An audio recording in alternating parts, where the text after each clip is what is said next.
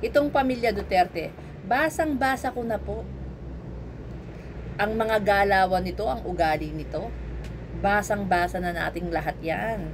Diba? Basang-basa na po natin lahat yan. Yung tapang-tapangan nila, dadaanin ka sa pamura-mura, kunyari katapang-tapang, pero lahat naman nag-atrasan, diba? Lahat po nag-atrasan, pero dadaanin ka nila sa pahamon na hamon, pamura-mura, tapang-tapang, puto kutsinta, jutang ginanyo, ganun eh, no? Diba? Hahamunin ka, pero sila rin ang aatras. So, gusto nyo, umpisahan uli natin.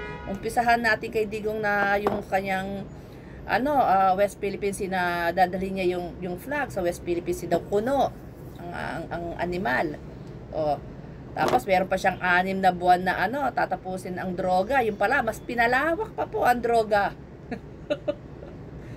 Korupsyon, hindi kaya. Inutil daw siya pagdating dyan. Inamin niya na inutil siya. Buti naman inamin niya na inutil siya.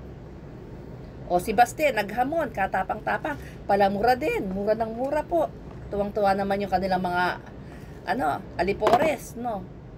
Mura ng mura, naghamon ng suntukan. Dumating ba si Barbie? Hindi, no show. Si Inday na may saya, nuknukan ng kasinungalingan. O I want trial. May pa-bloodbath pang nalalaman. Pagdating sa hearing, no show. Bukod sa no show na, hindi pa pinasipot yung mga empleyado niya. Walang palipaliwanag sa paglustay po ng salapi. Walang palipaliwanag kung bakit nangyari yung kanyang mga ghost students, yung mga chichirya niya. Kung paano niya nilustay yung pera ng kaban ng bayan. Walang palipaliwanag po. Ganon katindi. Ganun katindi si Inday Lustay, ganun kakapal ang mukha kasinungalingan. Grabe. Pulong, welcome kayo mag-imbestiga, wala kami tinatago. Pagdating ng investigasyon, hindi sumipot. Ginigipit lang daw, sinisiraan lang daw ang pamilyang Duterte, mga gunggong. Basang-basa na namin yung mga pag-uugali ninyo. Diyan yung nakukuha yung mga tangan yung mga supporters. Yabang-yabang nyo, hamon kayo ng hamon, no? Bintang dito, bintang doon. Pero pagdating po sa kanila, hindi sila magpapaliwanag. Walang palipaliwanag. Sige, sabihin nyo sa amin, kayo mga DDS na nanonood ngayon, saan kayo, kung may natatandaan kayong nagpaliwanag, ang mga Duterte sa mga ginastos nila, ay kay Pulong walang pag-asa. Di yan magkapaliwanag, di ba? Sasabihin na naman pinopolitika. Ganun din naman si Sara, na pinopolitika. Lahat po silang mag-aama. Di ba? O si Inday, wala rin.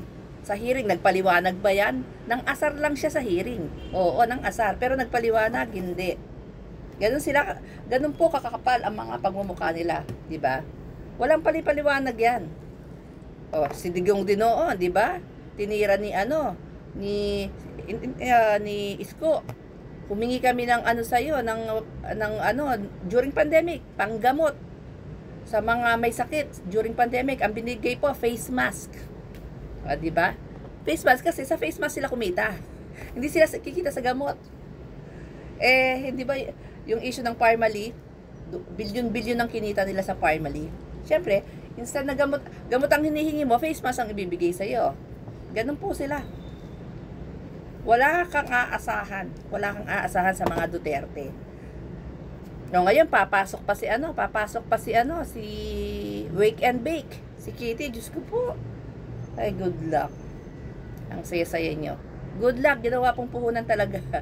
Ano ba yun? Sipsipan po ng ng yaman ang Davao. Masarap pala magnegosyo sa Davao, no? Kung ikaw ay politician. Talagang yung sisip-sipin mo talaga yung yaman ng Davao. At magiging bilyonaryo ka. Kahit hindi ka na magtrabaho, kagaya ni Inday. Walang negosyo. Ang source of income, sahod lamang. Tingnan nyo naman, di ba?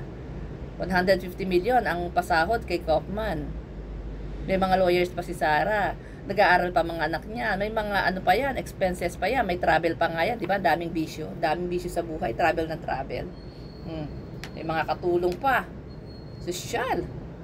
Ay, swerte ka talaga. Kaya nga sabi niya, di ba, napakaswerte niya sa kanya mga supporters. Swerte ka talaga kasi mga gunggong ang mga supporters mo. Ang gugunggong. Mga walang jutak.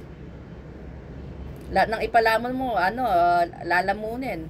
Pati pupo mo, kakainin. O, di ba? Ganyan sila. Ikaw ba naman na may mga tangang supporters, malamang mamahalin mo talaga. Isipin mo, lahat ng pakain, magpalugaw ka lang, mamahalin ka na yan eh. Magbigay ka lang ng biskwit, mamahalin ka yan. Himod puwit na yung mga yan eh. Diba? Magpalugaw ka lang sa kanila. Himod puwit na. Diba? Magpabiskit ka lang, himod puwit na. Magpakain ka lang, himod puwit na sila. Yes, it's true.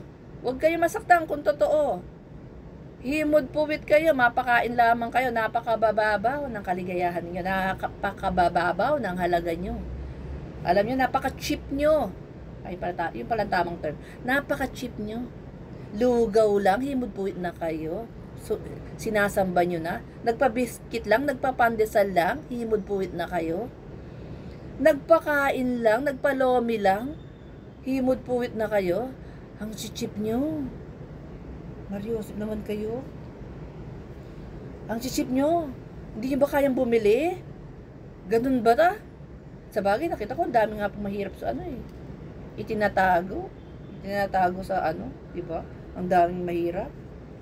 Diba? Kaya pala marami silang nabubudol kasi marami talagang mangmang. Yung liblib na lugar, hindi po nila ini-educate.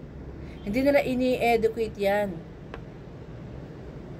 Kasi yan dagdag boto po yan, 'di ba? Sabi nga ng mga di ba? Doon sa nabasa natin, ang sabi doon, kung gusto mong maging successful politician, huwag mong i-educate ang mga supporters mo. Hayaan mo sila maging mangmang. Hayaan mo sila maging uneducated.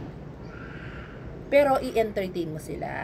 Yan. Para maging successful ka na politician. So, ganyan ang ginagawa ni Digong.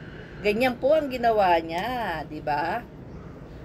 Kaya meron silang curfew. Kasi pagdating ng hating-hating gabi, hindi na malalaman ng mga tao yung mga kalakaran. Yung tinatawag na trading, di ba? Yung mga anomalya, yung mga shipment, hindi na malalaman kasi nga syempre meron ng curfew. So ayan po ang galawan ng mga ng mga Duterte. Ay nako, hindi kami pinanganak kahapon. At hindi kami mapag-iiwanan. Ewan ko na lang sa ibang ewan ko na lang po sa ibang bayan. So ayan po, ang mayor na yata si Baste, ang vice presidente, another Duterte, si Omar yata. Tapos yung konsehal, ang naging konsehal yata yung yung hindi ko alam kung asawa niya or si Kitty, basta si Kitty naging konsehal na rin po. So puro po sila Duterte doon, ginawa na po nilang business ang Davao. Grabe. Natatawa talaga ako sa mga Davaoeño. Diyos ko po. Maunlad daw sila. Maunlad daw sila. Ba't kayo nag-a-abroad? Bakit kayo pumupunta ng Metro Manila? Nagsisiksikan kayo sa Metro Manila. Maganda pala yung bayan ninyo. Maunlad pala yung bayan ninyo. Hindi nyo pala ipagpapalit yung bayan ninyo. Diyos ko, kaya yabang po, no? Hindi daw ipagpapalit yung bayan nila. Pero nagsisiksikan po sa Metro Manila. Ang dami dito sa ibang bansa. Kalat-kalat, o, diba? At least kami, hindi kami nagyayabang.